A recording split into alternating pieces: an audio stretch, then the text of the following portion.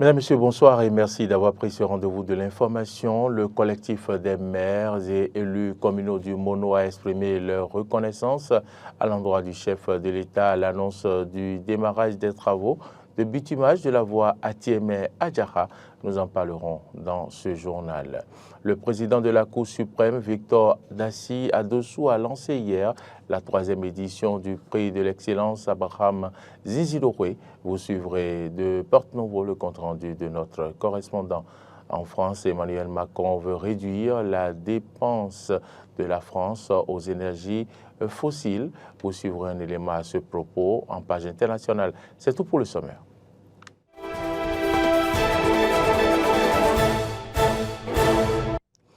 Bienvenue à toutes et à tous, fidèles à son engagement de pérenniser les acquis du prix de l'excellence Abraham Zizilowe. Le président de la Cour suprême, Victor Dassi Adossou, a lancé hier la 3e édition ayant pour thème la 3e édition ayant pour thème la problématique du traitement de la cybercriminalité des jeunes au Bénin. Enjeux et perspectives. Retrouvons Prince Martial à Goliago depuis Porte-Nouveau pour plus de détails.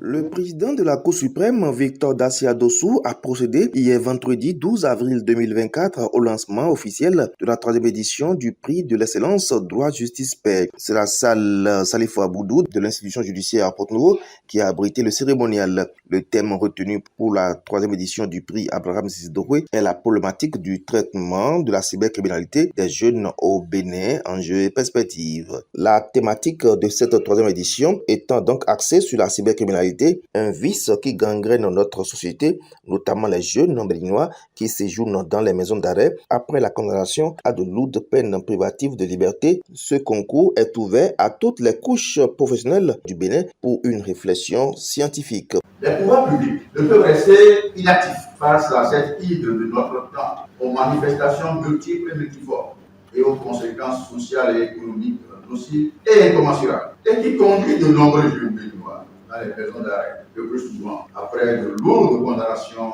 à des peines privatives de liberté. La première édition, lancée en 2000 sous la direction du président d'alors Abraham Zizilowe, ce n'est qu'après 23 ans que le président actuel Victor Dassi Adossou a redonné vie à la 2e édition qui a tenu le pari d'une belle organisation et de succès. La lauréate de cette 2e édition expose ici le caractère important de ce joyau qui fait le bonheur de la Cour suprême. Elle n'a pas manqué d'exhorter les autorités de la Cour suprême à rendre pérenne ce concours. On écoute Astrid Deguedon. C'est un bonheur de réussir après les efforts.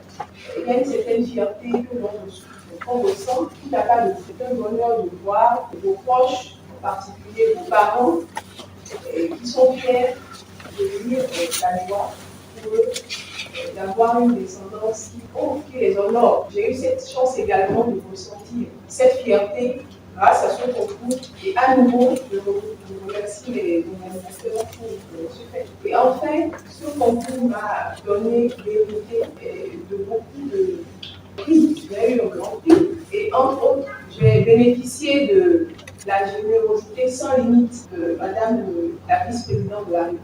Cet appel n'est pas tombé dans les oreilles des sourds. Le président Victor Dassi Adossou rassure et exprime toute sa reconnaissance à son homologue de la Cour de cassation du Maroc. Le concours droit, justice et paix prendra désormais toute sa place dans le document de programme de travail annuel PTR de la Cour suprême et sera organisé chaque année. Je voudrais particulièrement adresser toute notre profonde reconnaissance à mon homologue, le président de la Cour de cassation du Maroc, M. Mohamed Abdinabaoui, qui, au nom de la coopération qu'il livre de votre juridiction, pourra donner une dimension internationale au prix Abraham Zizilowe. Le vendredi 19 avril prochain va se dérouler la première édition des élections professionnelles au ministère de la décentralisation et de la gouvernance locale. Dans le cadre de ce scrutin, la campagne électorale a été officiellement lancée hier par le secrétaire général du dit ministère en sa qualité de président de la commission électorale du ministère de la décentralisation et de la gouvernance locale. C'était au cours d'une cérémonie fort simple. Suivez ici le compte rendu.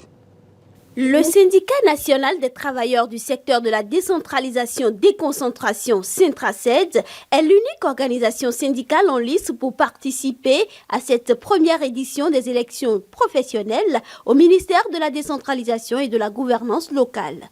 Pendant une semaine, à compter de ce vendredi 12 avril à 8h, le Syntraced ira sur le terrain pour convaincre les syndiqués afin qu'ils lui accordent leur suffrage. Pour la première fois, le personnel du ministère désignera par la voie des urnes ces organisations syndicales représentatives pour porter sa parole en tant qu'interlocuteur privilégié de l'administration dans le cadre d'une gestion participative et concertée pour la préservation de l'intérêt général.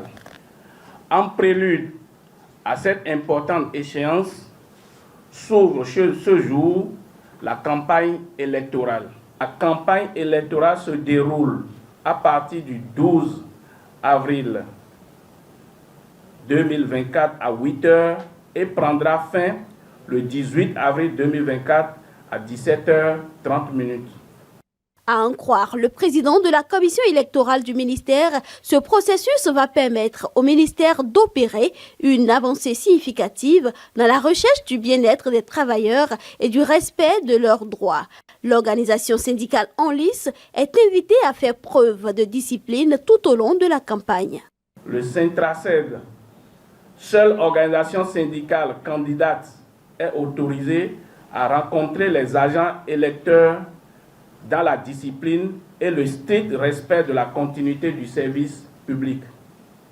Ainsi, les responsables des structures doivent, au préalable, être informés de leurs activités qui sont programmées aux heures de travail. Ces activités ne sauraient toutefois excéder 2 heures par jour.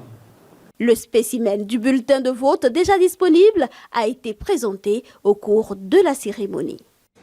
Et je l'annonçais en titre, l'annonce du démarrage des travaux de bitumage de la voie Atiémé à Diarra soulage le collectif des maires et élus communaux du Mono.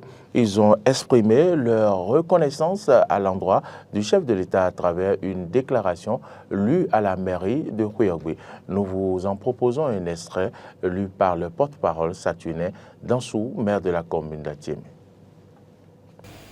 Considérant les nombreuses réalisations du PAG dont bénéficient les communes et le département du Mono, considérant la décision prise par le gouvernement du président de la République, Patrice Talon, de bitumer la voie Atiémé à Diarra et Lokossa et ses bretelles qui impactent l'ensemble des communes du Mono. Nous, collectif des maires et conseillers du Mono, adressons au président de la République, Patrice Talon, au nom des laborieuses populations du Mono, nos vifs et chaleureux remerciements et nos sentiments de profonde gratitude pour ce pas majeur, non seulement pour le désenclavement des zones traversées par cette route tant rêvée, mais aussi une avancée considérable vers le développement économique de nos communes desservies. Exprimons notre soutien sans faille aux idéaux du développement équilibré et d'équité que vous n'avez jamais cessé de promouvoir pour le Bénin en général et le Mono en particulier.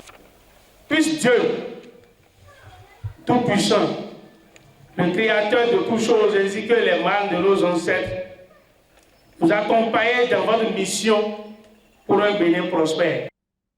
Le prix du maïs est en hausse depuis quelques semaines dans nos marchés. Cette augmentation, qui serait due au retard de la saison pluvieuse, profite à certains commerçants véreux qui font de la surenchère. La situation est mal vécue par les populations. Clémence Tonoukon a fait un tour au marché d'Antokwa de Cotonou. Suivez son reportage.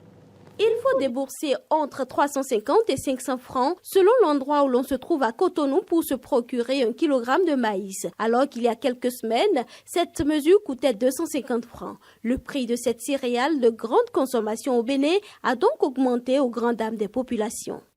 La mesure coûte à 350. Le sac, il y a pour 40 000, il y a pour 35 000. Ça dépend de la quantité qui est dedans. Donc, nous vendons la mesure à 400 francs CFA. Le maïs est à 500 francs, c'était à 125 et on s'en procurait facile. Samedi, c'était à 400 francs, mais hier, au marché de Kokokodji, c'était à 500 francs. Pour Dame Ordela, vendeuse de maïs au marché d'Antokpa, il y en a qui font de la surenchère. Autrement, le prix du kilogramme de maïs ne devrait pas excéder 400 francs actuellement. Il y a d'autres personnes dans le marché ou dans les quartiers. Ils sont exagérés côté mesure là. Il y a d'autres qui vendent ça à 450. Nous là on dit que non, c'est exagéré. Nous on vend ça à 350. Bien mesuré, 350. Il y a des gens qui sont dans les quartiers, eux-mêmes voyagent. Donc parfois c'est le même prix au marché. Ceux qui viennent acheter ça en détail chez nous, eux peuvent vendre ça à 400 francs. Mais la personne qui est partie au nord, elle a acheté sa chose, eux ils vendent ça à 350. En raison de la rareté du produit, couplé au démarrage tardif de la saison des pluies, il serait difficile d'espérer les jours à venir une baisse des prix. Ça va grimper parce qu'il n'y a pas ça au nord. Avant, nous, on croyait que c'était le coton et acajou. Voilà que ce n'était pas le cas. Même chez nous, dans le Koufo, à Adja, dans les petits villages, il n'y en a pas. Si c'est un maïs d'ailleurs qui va venir ici, maintenant on va vendre ça à 450. Il faut prier Dieu parce que ça ne dépend de personne. Les paysans n'ont même pas encore semé parce que la pluie a à peine commencé. Or, c'est quand les paysans ont semé et au bout de quelques mois se rendent compte que la récolte sera bonne, qu'ils sortent la réserve et les prix chutent. Donc, la hausse va continuer en espérant que la saison soit bonne. Autrement, nous allons prier et demander au chef de l'État de nous aider.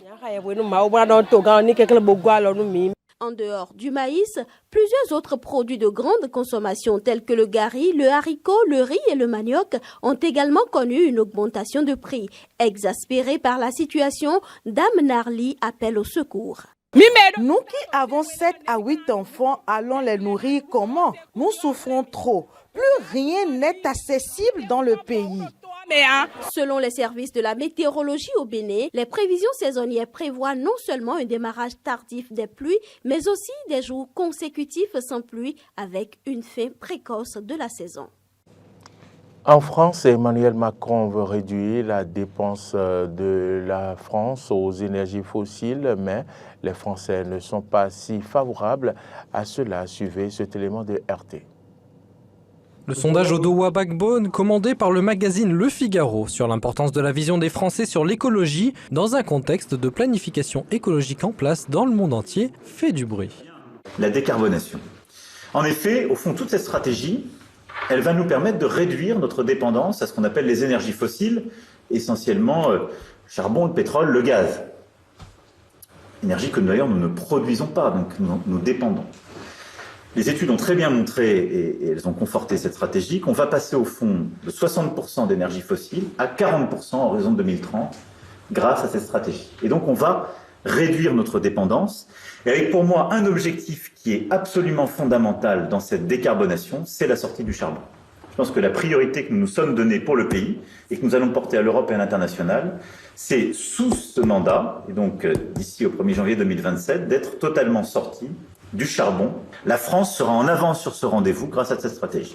Et l'on peut constater que la politique écologique fait face à un défi de l'acceptabilité sociale. Au vu du sondage commandé par nos confrères du Figaro, les Français ne sont pas si favorables que cela à la plupart des mesures vertes du gouvernement d'Emmanuel Macron. Pour la question si dans l'action gouvernementale estimez-vous que l'écologie doit être prioritaire, 39% des Français considèrent que cela est prioritaire, mais pour la majorité, c'est-à-dire 55%, c'est important, mais ce n'est pas prioritaire. Pour la question faites-vous confiance à Emmanuel Macron et au gouvernement pour mettre en place une politique écologique permettant à la France de réduire ses émissions émissions de gaz à effet de serre comme ils l'ont demandé, comme cela l'avait été annoncé d'ici à 2030, les réponses sont bien différentes. 6% sont tout à fait convaincus par le gouvernement et 27% plutôt confiants. Mais pour les 66% des Français restants, ils n'ont pas confiance en la capacité du gouvernement à atteindre ses objectifs fixés. Quant à la question sur le report du calendrier d'interdiction de la mise en place des passoires thermiques, la majorité des Français, soit 68%, sont favorables au report car impactant les foyers les plus modestes. La plupart des propriétaires concernés par cette mesure ont des moyens assez faibles et sont absolument incapables de rénover sans aide massive. Il y a de moins en moins de permis de construire. On réduit les zones éligibles avec le zéro artificialisation nette dont les prix augmentent. Qui en souffrent? Les classes populaires et les jeunes. Et concernant le report du calendrier de la fin des ventes de voitures thermiques neuves à partir de 2035, le résultat est mitigé. 50% des Français sont favorables et l'autre moitié y est opposée. Cela vient majoritairement du fait que les voitures électriques sont plus chères et moins pratiques pour bon nombre de citoyens. Certains sont obligés de prendre la bagnole parce qu'il y a moins de transport. Ce sont les mêmes que l'on montre du doigt parce qu'ils seraient responsables de tous les maux de la Terre. Ceux-là, si on leur dit « vous passez à la voiture électrique, point barre », ils n'auront pas les moyens financiers de le faire. Nous pouvons en conclure que le combat du gouvernement français pour atteindre son objectif écologique devra faire face à la majorité des Français qui considèrent que l'écologie est important, mais que les problèmes économiques auxquels ils font face le sont bien plus. L'inflation alimentaire et de l'énergie que connaît la France depuis 2022 va mettre à mal la politique écologique de l'exécutif. C'est ici que se referme ce journal. Merci à toutes et à tous de l'avoir suivi.